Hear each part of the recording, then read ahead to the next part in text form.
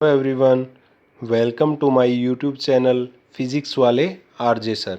तो गाइज़ हम जो 12th क्लास में यूनिट ऑप्टिक्स है, जो यूनिट 6 है, उसके अंदर हमने बहुत सारा कवर कर लिया था, बहुत सारा पोर्शन हमने कवर कर लिया था। और जो हमारी लास्ट वीडियो है उसमें हमने इंटरफेरेंस के बारे में पढ़ा था। और आज की इस वीडियो में हम डॉपलर इफेक्ट से कंटिन्यू करेंगे और आगे फर्दर देखेंगे कितना हो पाता है, कितना कवर कर पाते हैं हम।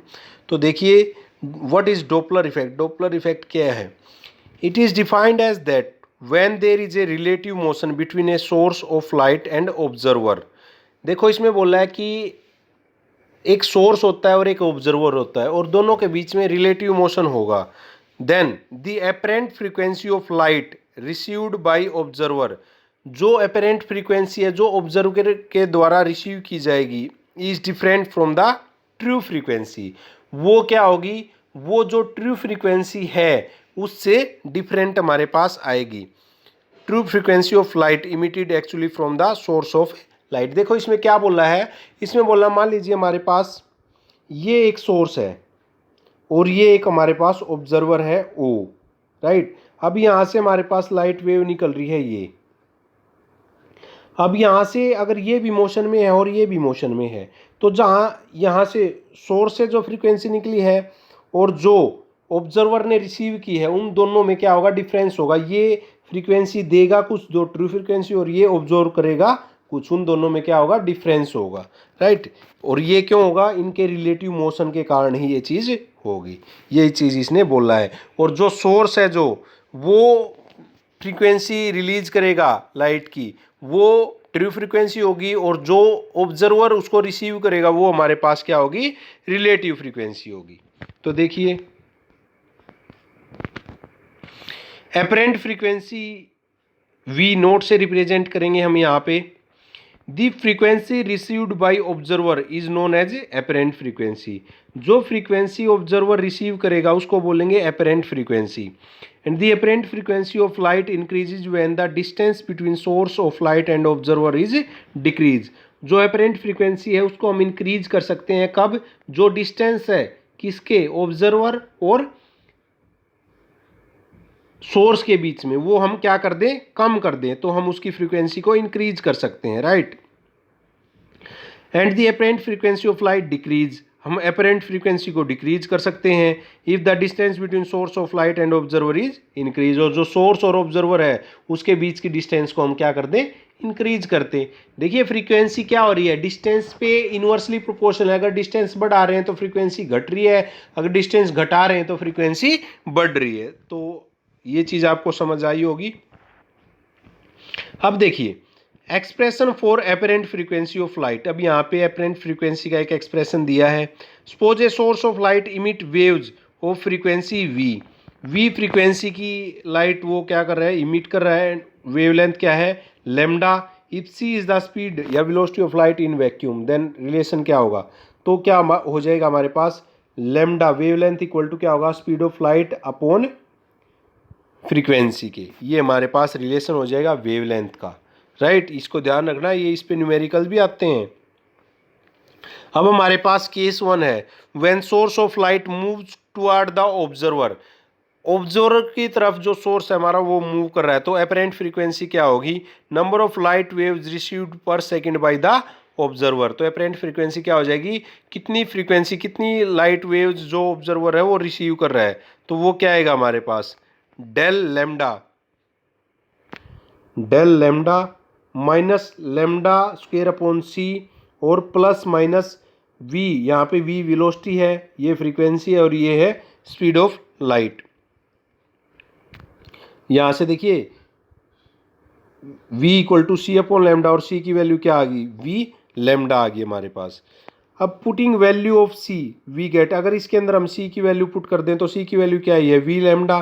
तो यहाँ v से v कैंसिल हो जाएगा, तो v अपॉन लेमडा बच जाएगा। और डेल लेमडा क्या आ जाएगा? Minus lambda square c into plus minus v lambda, ये हमारे पास आ जाएगा, राइट। तो अगर यहाँ से सीधा सीधा देखा जाए तो हमारे पास क्या आ जाएगा?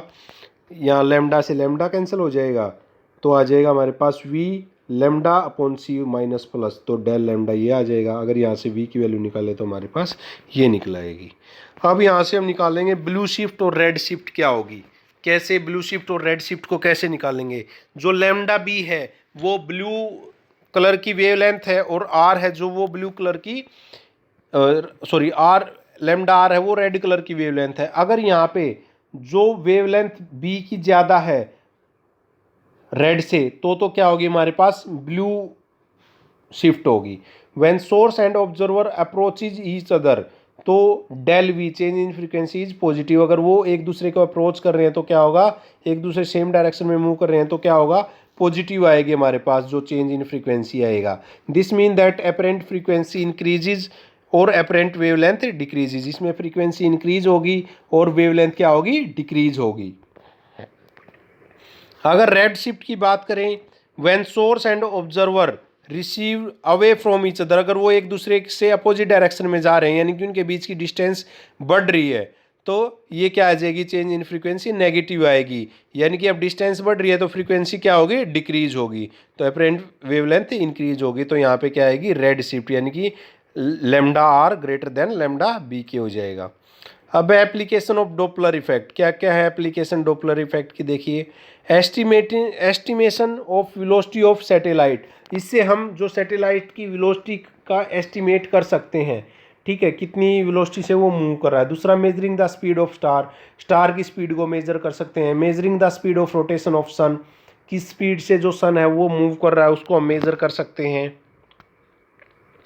अब आता है भाई यंग्स डबल स्लिट एक्सपेरिमेंट, जो बहुत ही इंपॉर्टेंट है एग्जाम के पॉइंट ऑफ व्यू से, जो आता है एग्जाम के अंदर। तो देखिए यंग्स डबल स्लिट एक्सपेरिमेंट क्या कहता है। तो यहाँ पे देखिए ये हमारे पास एक सोर्स है, सोर्स एस हमने मान लिया, यहाँ पे ये सोर्स है जो कंटिन्यूसली लाइट इमिट कर रहा है हमारे पास, ठीक है। अब यहाँ पे हमने दो स्लिट रखी हैं S1 and S2, narrow slit हैं जो S1 और S2। इससे फिर क्या होगी, आगे ये लाइट पास होगी, फिर से ही ऐसे ही पैटर्न बनाता चला जाएगा ये, ठीक है।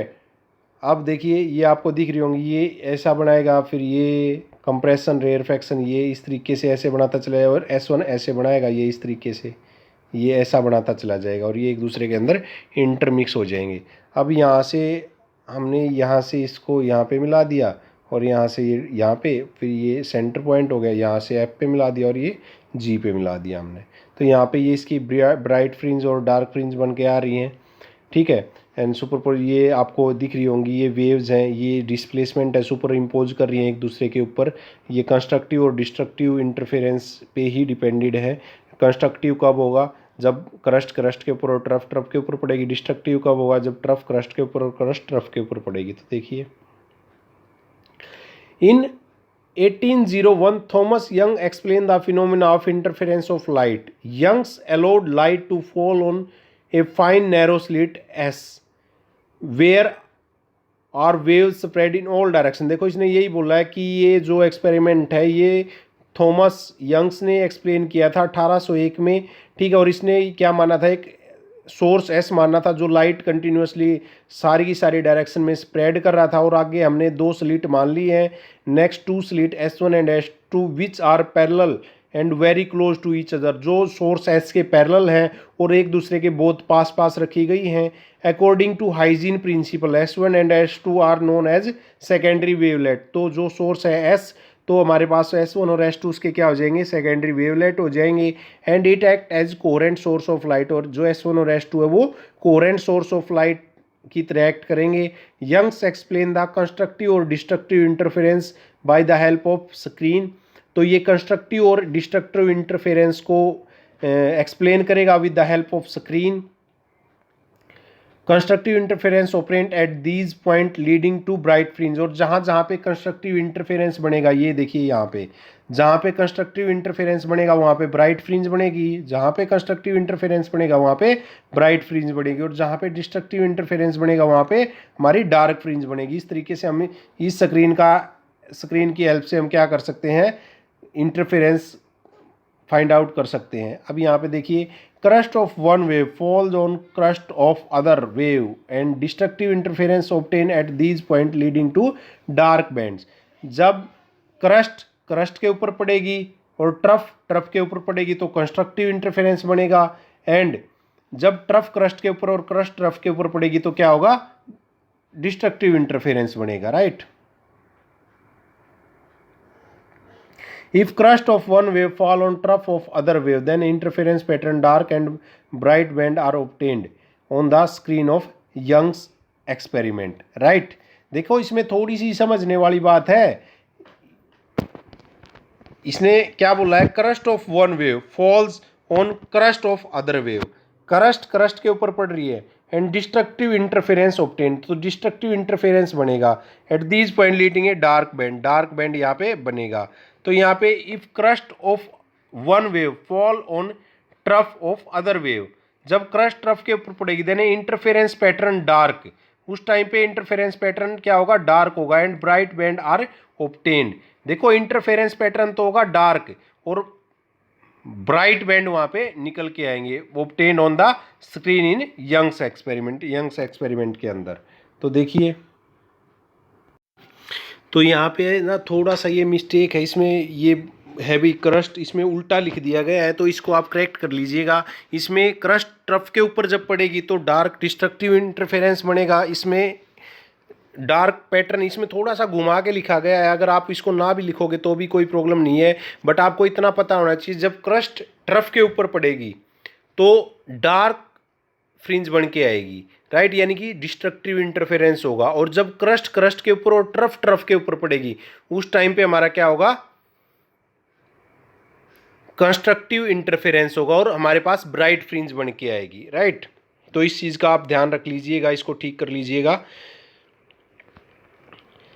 अब है हमारे पास theory of interference of light and fringe width in interference. हम फ्रिंज विड्थ कैसे निकालेंगे, देखिए, dark and bright bands in the interference pattern are known as interference. जो डार्क और ब्राइट बैंड हमारे पास बन के आ रहे हैं वो क्या है, उसको हम इंटरफेरेंस बोलेंगे। Let there are A and B are two fine slit separated by a small distance. हमने दो स्लिट मान ली हैं ए और बी, ये वाली जो डी डिस्टेंस से क्या करी गई है, सेपरेट की गई हैं। अब ये इनकी बिल्कुल सेंटर लाइन है, और जो इस सेंटर लाइन से ये डिस्टेंस है ये d/2 हो जाएगी, और ये भी क्या हो जाएगी, d/2 हो जाएगी। अब जो स्क्रीन और स्लिट के बीच की डिस्टेंस है वो कैपिटल D हो जाएगी। अब जो सेंट्रल मैक्सिमा है और जो P पॉइंट है जहाँ पे हमारी इमेज बन रही है उसके बीच की डिस्टेंस क्या होगी, है x होगी है। Capital D is the distance between screen and a plane of slit. Let two wave emit by A and B meet at point P। जो A और B से वेव निकल रही है वो P पॉइंट पे जाके मिल रही है on the screen eight A distance x from C point से P पॉइंट की डिस्टेंस कितनी मान ली है, x मान ली है। Now the path difference between two waves arriving at P। जो P पॉइंट से पाथ डिफरेंस आ रहा है वो क्या है, पाथ डिफरेंस क्या हो जाएगा, डेल y, यानी कि BP minus AP, BP this minus this P, और पार्ट डिफरेंस को हम डेल y से डिनोट करेंगे। अब यहाँ पे सिंपल सी बात, अगर हमारे को पार्ट डिफरेंस ही है तो हमारे को BP और AP की वैल्यू निकालनी है, और BP और AP की वैल्यू कैसे निकाल सकते हैं हम, ये दो ट्रायंगल हमारे पास BPF और दूसरी ट्रायंगल है APE, इन ट्रायंगल से हम BP और AP की वैल्यू निकाल सकते हैं। तो हमारे पास यहाँ पे क्या, let O be the mid point of AB का जो मिड पॉइंट कौन सा O है, और AB और EF, जो AB है ये वाली और ये वाली दोनों इक्वल हैं, और C या O इनका मिड पॉइंट है, तो ये वाली डिस्टेंस d/2 और ये वाली डिस्टेंस भी d/2 हो जाएगी हमारे पास। और ये हमारे पास AE या BE, यानी कि जो ये डिस्टेंस है, ये वाली जो डिस्टेंस है ये कैपिटल D के इक्वल है ही। तो देखिए PE इक्वल टू किसकी हो जाएगी, अब हमने निकालनी क्या है, हमने निकालनी है PE। अगर इसको मैं निकालूँ PE को तो वो क्या आ जाएगी मेरे पास, अगर देखिए मेरे पास ये डिस्टेंस है, ये x डिस्टेंस है, अगर x से मैं d/2 को सब्ट्रैक्ट कर दूँ तो मेरे पास PE निकल आएगी। तो मैंने PE निकाल ली, तो क्या ये x माइनस d/2। अगर मैं निकालूँ PF, अगर मेरे को ये PF निकालनी हो, ये पूरी PF निकालनी है, तो इस x में इस d/2 को ऐड कर देंगे तो मेरे पास क्या आ जाएगी, PF निकल आएगी। तो वो क्या आएगी, x प्लस d/2। अब हमारे पास BPF एक ट्रायंगल है, ये हमारे पास एक ट्रायंगल है BPF, ठीक है। तो इसको कैसे आप पाइथागोरस थ्योरम लगाओगे, राइट एंगल ट्रायंगल है तो पाइथागोरस थ्योरम लगा देंगे, हाइपोटेन्यूज का square equal to base square plus perpendicular का स्क्वायर। तो ये क्या आ जाएगा, हाइपोटेन्यूज का स्क्वायर उधर जाके रूट में कन्वर्ट हो जाएगा। उसके बाद इनकी वैल्यूज पुट कर देंगे, वैल्यू पुट करेंगे तो BF की वैल्यू क्या है, D, और BF की वैल्यू, PF की वैल्यू क्या है, x प्लस d/2 और उनका स्क्वायर हो जाएगा। अब अंदर a प्लस बी का होल स्क्वायर यानी कि x प्लस d/2 का होल स्क्वायर ओपन करेंगे तो x square plus d square upon 4 plus XD। अब यहाँ से इस टर्म से क्या किया, इस टर्म से d को कॉमन लेंगे तो बाहर d आ जाएगा क्योंकि स्क्वायर से रूट कैंसिल हो जाएगा और अंदर बाई में d स्क्वायर चला जाएगा। फिर से अगर इसको बाइनोमियल थ्योरम से एक्सपेंड करें तो क्या होगा, ये 1/2 यहाँ पे आ जाएगा तो ये इस फॉर्म में कन्वर्ट हो जाएगा। इसी तरीके से अगर हम इस ट्रायंगल के अंदर ये जो APE ट्रायंगल आपको दिख रही है, इसमें AP को फाइंड आउट करेंगे तो क्या हो जाएगा, पाइथागोरस थ्योरम लगाओगे, हाइपोटेन्यूज का square equal to base square plus perpendicular का स्क्वायर। तो AE प्लस PE और सारे का अंडर रूट। तो फिर से AE की वैल्यू पुट कर दो, PE की वैल्यू पुट कर दो। AE की वैल्यू क्या है, D, एंड PE की वैल्यू क्या है, x माइनस d/2। फिर से वहाँ से d कॉमन लोगे तो ये बार आ जाएगा और d स्क्वायर इसकी बाई में चला जाएगा। बाइनोमियल ओपन करोगे तो 1/2 आगे चला जाएगा। इस तरीके से हो जाएगा। फिर जो हमारे पास इक्वेशन थर्ड एंड इक्वेशन ये वाली, जो इक्वेशन थर्ड ये वाली आई है और जो इक्वेशन 5 आई है हमारे पास ये वाली इक्वेशन आई है, इन दोनों को क्या कर देंगे, जो हमारे पास पाथ डिफरेंस आया था डेल वाई, ये वाली चीज़ है, इसके अंदर BP और AP की वैल्यू पुट कर देंगे तो वो डेल वाई के इक्वल आ जाएगी।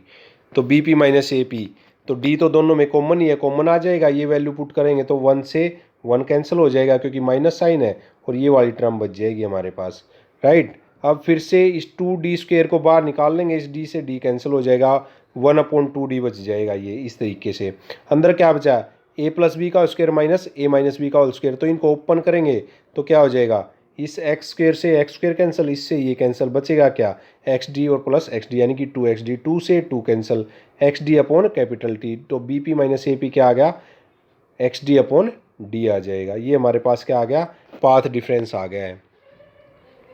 Now intensity at point P is maximum और minimum according to path difference. तो ये पाथ डिफरेंस पे डिपेंड करेगी, जो हमारे पास इंटेंसिटी है लाइट की वो मैक्सिमम है मिनिमम है। तो ये चीज़ आपको ध्यान रखनी है, जब भी ब्राइट फ्रिंज बनेगा तो उस टाइम पे क्रस्ट के ऊपर और ट्रफ के ऊपर पड़ेगी और हमारी जो लाइट की इंटेंसिटी है वो मैक्सिमम होगी। और जब भी डिस्ट्रक्टिव इंटरफेरेंस बनेगा तो क्रस्ट ट्रफ के ऊपर पड़ेगी और ट्रफ क्रस्ट के ऊपर पड़ेगी और डार्क फ्रिंज बनेगी और उस टाइम पे हमारी लाइट की इंटेंसिटी मिनिमम होगी। अब कंस्ट्रक्टिव इंटरफेरेंस या ब्राइट फ्रिंज के लिए लें तो हमारे पास पाथ डिफरेंस है ये, और हमारे पास एक और इक्वेशन है n lambda, del Y equal to n lambda. दोनों को इक्वेट कर देंगे और यहाँ से एक्स की वैल्यू निकाल लेंगे। यहाँ से फ्रिंज निकाल लें तो x1 एन की वैल्यू 1 और 2 पुट करके निकाल सकते हैं। तो फ्रिंज विड्थ निकालनी है बीटा, तो x2 माइनस x1, तो ये क्या आएगा, beta equal to lambda D upon D. ये एक्सप्रेशन बहुत इंपॉर्टेंट है, न्यूमेरिकल्स में भी ये यूज होगा। नेक्स्ट हमारे पास डिस्ट्रक्टिव इंटरफेरेंस। अगर हम डिस्ट्रक्टिव के लिए निकालेंगे तो हमारे पास ये वैल्यू आती है निकल के del Y two n minus one lambda upon 2, ये हमने पढ़ी हुई थी। और ये हमारे पास पार्ट डिफरेंस है, दोनों को इक्वेट करेंगे, यहाँ से x की वैल्यू निकालेंगे तो हमारे पास ये बन के आ जाएगी x equal to lambda upon 2 n minus 1 upon into capital D upon small d। और यहाँ से x1 की वैल्यू निकाल लेंगे तो x1 की वैल्यू क्या आएगी, 2 माइनस 1 करके lambda upon 2 capital D upon d, n2 put करेंगे तो 4 minus 1 lambda upon 2 d upon d, 3/2 this. फिर बीटा निकालेंगे तो x2 माइनस x1 आ जाएगा और उसको सोल्व करेंगे तो हमारे पास फिर से ये बन के आएगा। यानी कि इसमें अगर देखें तो जो बीटा है वो डायरेक्टली प्रोपोर्शन है कैपिटल D के और जो इनवर्सली प्रोपोर्शन है किसके, स्मॉल d के, राइट। तो ये आपको आई होप समझ आ गया होगा। तो एक और चीज़ मैं दोबारा से आपको यहाँ पे रिपीट कर रहा हूँ, जो ये वाली चीज़ है ये आपको ध्यान में रखनी है अच्छे से। यहाँ पे थोड़ा सा चेंज है ये वाली चीज़ में, यहाँ पे जब क्रस्ट के ऊपर पड़ेगी और ट्रफ के ऊपर पड़ेगी तो ब्राइट फ्रिंज बनेगी और कंस्ट्रक्टिव इंटरफेरेंस बनेगी। यहाँ पे ये ठीक कर लेना, ये डिस्ट्रक्टिव है, इसको आपको कंस्ट्रक्टिव कर लेना है, राइट। और यहाँ पे डार्क फ्रिंज है तो ये ब्राइट बैंड आ जाएगा। यहाँ पे थोड़ा सा चेंज है, मतलब इसमें अच्छे से इसको ठीक कर लेना है। अगर इसको ना भी लिखो तो भी कोई प्रॉब्लम नहीं है। तो आई होप आपको जो वीडियो ये क्लियर हो चुकी होगी। एंड फिर भी कोई क्वेरी है तो आप मेरे को कमेंट सेक्शन में बता सकते हैं। अगर गाइज आपने अभी तक मेरा channel like share and subscribe नहीं किया है तो प्लीज़ आप मेरे चैनल को लाइक शेयर एंड सब्सक्राइब जरूर करें, ताकि आपको कंटिन्यू अपडेट्स मिलती रहें। Thank you guys.